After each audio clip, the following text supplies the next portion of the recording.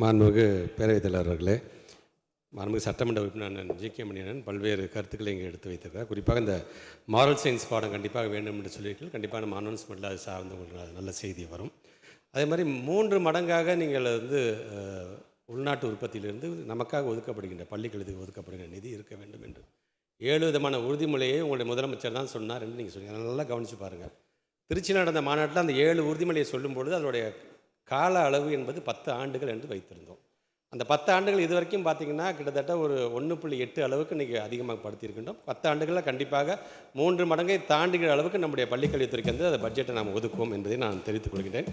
எஸ்எம்சியை பொறுத்த வரைக்கும் மாண்பு தமிழ்நாட்டு முதலமைச்சர் லேடி வெல்லிங்டன் பள்ளிக்கூடத்திற்கு வந்து ஏன்னா இட்ஸ் சென்ட்ரல் கவர்மெண்ட் ஆக்ட் படி இருந்தாலும் அதை வலுப்படுத்த வேண்டும், இந்த கட்டமைப்பை நாம் வலுப்படுத்த வேண்டும் என்று இன்றைக்கி எல்லாத்துக்குமான ஒரு விழிப்புணர்வை கொடுத்து இன்றைக்கி அது அங்கங்கே நடந்துட்டு இருக்கு. அதோட ரெசல்யூஷன் நம்ம இங்கே வாங்கிட்டு இருக்கோம். நம்மளுடைய பேராசிரியர் பள்ளி வளாகத்தில் இங்கே ஒரு சென்ட்ரல் அசஸ்மெண்ட் வச்சுட்டு எந்தெந்த ரெசல்யூஷன்ஸ் யார் அதிகமாக கேட்குறா, ஒரு பள்ளிக்கூடத்திற்கு தேவையாக எது ஒட்டுமொத்த தமிழ்நாடு முழுவதும் பேசப்படுகிறது என்கின்ற அடிப்படையில் தான் பல்வேறு திட்டங்களை இன்றைக்கு நாம் நிறைவேற்றி கொண்டிருக்கின்றோம்.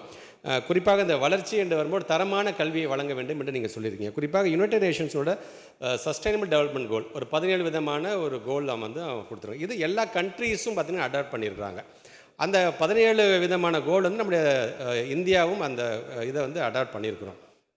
அதில் சமீபத்தில் நம்ம வந்திருக்கின்ற நிதி ஆயோக் மூலமாக வருகின்ற அந்த செய்தியை பார்த்திங்கன்னா தரமான கல்வி வழங்குவதில் நம்முடைய தமிழ்நாடு என்பது இன்றைக்கி 4வது இடத்தில் இருக்கிறது என்பது நமக்கான பெருமை. பிகாஸ் இவ்வளோ திட்டங்கள் நம்ம செயல்படுத்திக்கிட்டே வந்துகிட்டே இருக்கிறோம். நம்ம அதே மாதிரி நீங்கள் ஒரு நல்ல ஒரு கருத்துக்காக இந்த டீச்சர்ஸ் கொஞ்சம் நிறையா தேவைன்னு சொல்லி இன்றைக்கு இருக்கின்ற நிலைமையை சொல்லிக்கிறேன். ப்ரைமரி கிரேட் 1லேருந்து 5 வரைக்கும் பார்த்திங்கன்னா நம்ம 20 மாணவர்களுக்கு ஒரு ஆசிரியர். இது நேஷனல் ஆவரேஜ் 21 நம்ம 20க்கு நம்ம கொடுக்குறோம். 6ஆம் 8ஆம் வகுப்பு பார்த்தா நேஷனல் ஆவரேஜ் 18 பிள்ளைங்களுக்கு ஒரு ஆசிரியர் சொன்னால் நம்மளும் 18 பிள்ளைங்களுக்கு ஒரு ஆசிரியர் நம்ம கொடுத்துட்ருக்குறோம்.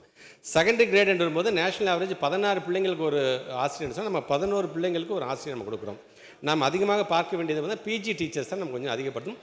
பிஜி டீச்சர்ஸ் சார்ந்து இந்த ஆட்சி காலம் மாறிய பிறகு 384 பேர் நம்ம எடுத்திருக்கிறோம்.